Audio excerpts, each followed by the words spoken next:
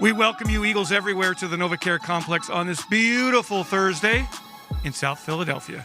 Our continuing coverage of the Philadelphia Eagles 2020 regular season, presented by DraftKings. Hello, everyone. I'm Eagles insider Dave Spadaro, along with Fran Duffy. And for a second consecutive day, we're taking a look at the Eagles as they get ready for the Green Bay Packers and a big one for Carson Wentz. Fran, with whom I spoke this morning and for the Eagles Insider podcast, and it was really a lot about how can this team get off to better starts. 9 points in the first half of the last 3 games since the bye, all losses. And I don't want you to give away the ending here, and obviously you want to get people to listen to the podcast. But what was the big takeaway from that? The takeaway was that we know we have to be better, and they think they have a good game plan in place, and it really, like, over the course of his career, it has really helped him. When he starts fast, he generally has very good games. Yep. And I think we've seen that, right? Like, yeah. On Monday night, the Eagles tried to get him into a rhythm early. 3 straight passes after that neutral zone infractions by Seattle, and the Eagles just couldn't do it. And Carson referenced that. He's owning up to it, and he knows he has to be better. Let's see if a short week of practice, helps the Eagles and helps Carson Wentz. The sense here, Fran, they're going to have to kind of take that template from last year. Run the football effectively, protect Carson, big plays on special teams, score some points. You can't beat Green Bay 17-14. No, that's likely not going to happen against this Green Bay Packers offense with Aaron Rodgers, Devontae Adams, Aaron Jones, the rest of the weapons there up at Lambeau Field. So, yeah, offensively, I said this yesterday when we did this practice stream. You go back and watch that 2019 game where the Eagles go into Lambeau and win on Thursday Night Football. 0 sacks, 0 turnovers. It was not a perfect game. I think the first 2 drives were punts, but I think when you look at the way that they were able to be efficient, not give Green Bay any free trips to the end zone, on short fields, that's a recipe for success. You cannot give Aaron Rodgers much leeway in this game. And Miles Sanders playing a big role in that game and in that spark with a big kickoff return that got the Eagles going. And one of the statistics, Fran, that nobody really talks about, starting field position. Yep. In that game, the Eagles' average starting field position was the 32-yard line. The Packers, I believe, the 21-yard line. Cameron Johnston had 3 punts inside the 20-yard line. I mean, all of these things have to fall into place against a very good Green Bay team, and the Eagles know it. And they've talked about the challenge of playing against that excellent offense. It's not just about Aaron Rodgers. They've got running game that's going. They've got depth at receiver. Their tight end game is good. I mean, Carson knows, I think, very much that this season is on the brink. Eagles need to get a win and need it now. You bring up field position. I've said it numerous times. The Eagles right now, defensively, they lead the NFL by a pretty significant margin in terms of drives that start in Eagles territory. So the Eagles basically on a short field defensively. Whether that's turnovers, special teams, inability to flip the field offensively, just too many short fields that the defense has to deal with, and you're putting yourself in a little bit of a hole. When you do that, it puts the defense in a tough spot. It'll be interesting to see what Jim Schwartz does defensively against a really good Packers wide receiver core and a balanced offense. And do the Eagles come out and run the football early? Who knows? We'll see what Doug Peterson and the coaching staff put together. An intriguing matchup, of course, at Lambeau Field. We talked about the weather yesterday. It's going to be in the 40s, so not too bad. Probably game time temperatures in the 30s. That's what I saw, yep. But no precipitation. Yep. And, Carson, get him in early. Get the ball out early. Get it in the hands of your playmakers. Zach Ertz, a limited practice session yesterday. Let's see what Zach Ertz has on this Thursday now that the helmets are on. Is he ready to get out there and give the Eagles a full practice? And if they can get a full practice out of him, if they can get him for this game on Sunday at even somewhat full strength, just giving Carson Wentz another option that he feels comfortable with, especially in the middle of the field. The Eagles have had to do a lot of work outside. A lot of their targets have come, outside the hash marks, and having those options in the middle of the field. That's certainly those can be easier throws. I know there's a little bit more traffic there at times, but they can be easier throws. So if they can get Carson, or they can get Zach Ertz and Dallas Goedert, those guys open over the middle, hopefully that helps spring some things as well. Fran, talking to Carson this morning, it was also a lot of conversation about getting the ball to the receivers on the outside, down the field, chunk plays.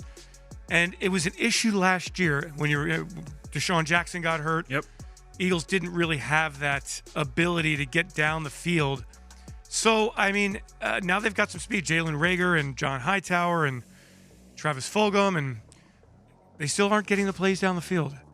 And so they've got to find a way to get some big chunk plays. And as Carson said, driving 14 plays, 85 yards, 75 yards, it's just really hard to do multiple times a game. And that's the thing, is that it hasn't been for a lack of trying, because they're one of the leaders in the league right now in terms of attacking down the field. Throws past 15, 20 yards downfield. They just have not been efficient with them. I mean, they're top 5 in that category. I haven't looked at it based off this past week after week 12, but they're top 5 in the league in that category. But they're bottom 3rd in completion percentage down there. So whether that's inaccurate throws, whether it's drops, whether it's protection, because that certainly has been an issue, with all the different offensive line combinations, all of those things have to work in concert in order for you to be able to work the vertical pass game. This is our continuing coverage of the Philadelphia Eagles 2020 regular season at the NovaCare Complex, presented by DraftKings. I'm Eagles insider Dave Spadaro with Fran Duffy on a beautiful Thursday. Eagles have some pep in their step today. Got the helmets on, the shells. Should be a lively practice. Obviously, no tackling. Got to save the bodies at this point and try to be as fresh as you can be on game day. But the Eagles do expect to have Zach Ertz, at least if he gets through practice today and tomorrow and looks good. It would be a big addition. He's been activated to the 53-man roster. The dance moves continue with Elijah Riley and maybe... Is that Slay? What are you doing with Slay, by the way, Fran? How are you employing Darius Slay on Sunday? With Davante Adams, the thing with him is that they move him around as much as any receiver in the NFL. He'll be outside the numbers. They'll put him into the slot. He'll be lined up as the number 3 receiver to the backside at times. I mean, they move him everywhere. And so, that could behoove you at times, especially, if it's 3rd down. Let's put Darius Slay on him. The thing is that they have such a wide variety of skill sets at the receiver position. You look at Marquez Valdez-Scantling. I mean, that kid's 6'2". He's long, but he's explosive and can work down the field. You have Equanimeous St. Brown and Alan Lazard. They're big-bodied players that play in the slot. So, if you do say, all right, we're going to put Darius Slay and match him up on Davante Adams, well, now you've got a couple smaller corners in Maddox and with Nickel Roby-Coleman to match up against some bigger bodies. And so those matchups may not be certainly favorable. So I think ultimately I'm interested to see what that game plan is going in. Are they going to say we feel comfortable putting Slay one-on-one, or do we want to try and see if we mix things up? My guess is the latter, but we'll see. Eagles make a roster move announced just a moment ago, activating wide receiver Deontay Burnett from the practice squad COVID-19 list. And if we take a look at one of the pleasant surprises of this Eagles team in 2020, Alex Singleton, proof that when you get a chance to play, you go out there and you make the most of it. Alex has been productive getting to the football. He's been tough. He's been versatile, getting a lot of reps and playing very good, very good football. Jannard Avery there with the big brace on the right elbow, the right arm, also activated this week to the roster. Would love to see him show some of that explosiveness that he showed against San Francisco. Yep. Big game for him in that win on Monday Night Football. Was it Monday Night Football? Sunday Night Football? It might have been Thursday Night Football. Was it Thursday Night Was it Football? Thursday Night? It was Thursday Night one of the Football. night footballs, yeah. I honestly don't remember one night to the next in this bizarre 2020. It feels like it was like 17 months ago. And then, BG, Brandon Graham, he's been stuck a little bit there on that 7 sacks, right? Yep. Since the Dallas game. Has not broken into the double-digit sack total in his career. Has never been a Pro Bowl player.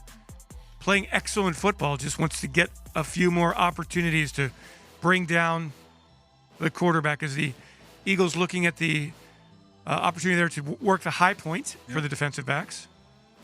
Going up against Aaron Rodgers this week, Brandon Graham will be matched up against Billy Turner, the right tackle for Green Bay. And the big thing, though, with Rodgers, more so than any other point in his career, he is getting rid of the ball very fast. That has not been a calling card of his game over the course of his career, but he has really brought into that new system where that ball is coming out fast and, they're moving the pocket. They're doing all kinds of things to keep him from taking sacks, and they're one of the best right now in preventing Aaron Rodgers from being tackled behind the line of scrimmage. So that certainly is something to keep an eye on there in that matchup. And it's also, Fran, an incredibly quick release, right?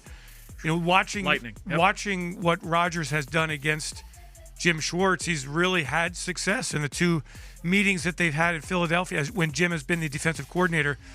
Ball comes out so fast. Yes. It's really tough to be able to get to him, especially with that, like I said, with that scheme that they're employing. It's a lot of the same things we said about Jared Goff and Baker Mayfield, in the past with Kirk Cousins. It's that same system where they're going to do a lot of play action, a lot of roll in the pocket, and but it's with his talent, it really takes that scheme to the next level, and that's really something that allows them to have the success that they've had. We broke it down this week on the Eagle Eye in the Sky podcast. It was just really broke down the nuts and bolts of this Green Bay offense and what the Eagles defense is going to have to do to try and shut them down. So what does the Eagles defense have to do, Fran? I think ultimately, number one, you've got to be assignment sound with the jet sweep, because they run the jet sweep as much as anybody in the league. And so you're going to have to make sure that you are everybody doing their job. If you are trying to overcompensate because you think the ball is going to go here, they play that shell game as well as anybody. So that's how you get burned. You remember back in week 2, the Eagles had issues with that against the LA Rams. We've seen that over the course of the season. Over the last month, they've really tightened up against those kinds of schemes. So look, Green Bay's going to do what they do. They're going to be running a lot of that jet sweep action. The Eagles cannot allow that to happen. And then it's the same things we've talked about over the last few weeks with the play action boot. You have to be assignment sound. If you try and play a little bit even outside of yourself, that's when you're going to get into trouble. I think Rodney McLeod said it best after that Rams game. They didn't do a good enough job of playing within the moment. If you play that play, do your job, you start to do more than that, that's when you really get yourself into trouble. And we've seen it week after week, the Eagles and the misdirection and quarterbacks getting out of the pocket and the jet sweep motion. And at times they've been very good. We saw it on Monday night against Seattle. They were very Excellent good. job. Yep. So they're going to have to be very, as you say, smart, a lot of high football IQ. Don't try to play hero defense. Just stay within your assignments and get after Aaron Rodgers. That's it. I had talked with Alex Singleton on the most recent Eagle Eye in the Sky podcast as well, and just talked about his development and his comfort in the scheme, and his career as well. Just the amount of times he's been cut, and just his journey up to Canada and then back to the NFL. Really a fun interview. I know you've had him on the Eagles Insider podcast as well. Fun guy to talk to. And there's a look at the offensive line that could they possibly start the same 5 for 2 consecutive games? Is that the second time this year that would happen? No, it's never happened. It would be the second time. It would be the second time. Yeah. It's wild. I mean, it's just it's crazy to say that out loud. The Eagles have 22 different combinations along the offensive line this year. It's one thing to read it, but to say it it's wild to think about. It's reality. Yeah. And the only consistent player has been Jason Kelce. Everybody else up and down the line has been in and out and all over, moved around. The versatility, there's got to be a silver lining in this, and maybe it's some of those young players getting experience, the Jordan Mailatas, the Nate Herbigs, the Matt Pryors, the Jack Driscolls, Sua Opeta, who's on IR. Down the line, the Eagles will see the benefits of this extraordinary season of change along the offensive line. We are live at the NovaCare Complex. It's our continuing coverage of the 2020 Philadelphia Eagles, presented by DraftKings.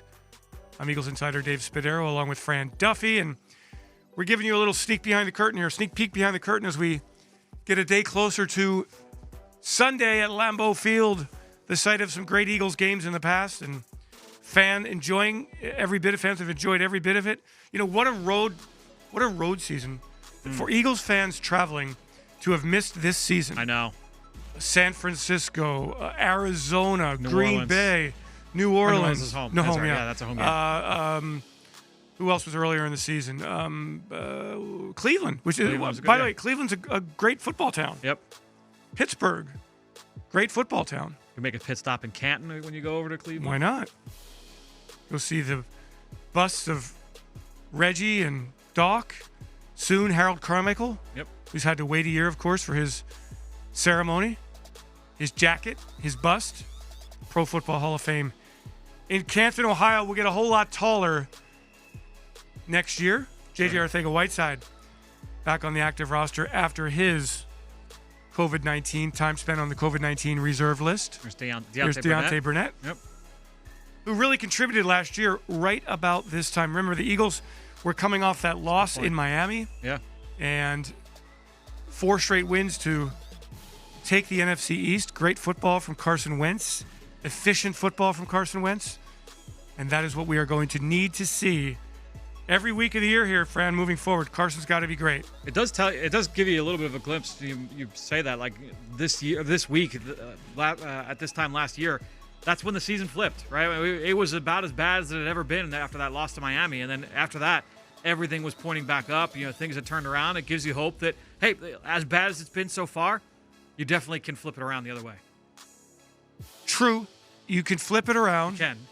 And you've got to be definitely going to happen. You got 5 games. Yep. And you really don't have a whole lot of margin for error. No. I'm not sure how much the rest of the NFC East will win, but certainly you see the Giants playing much better football.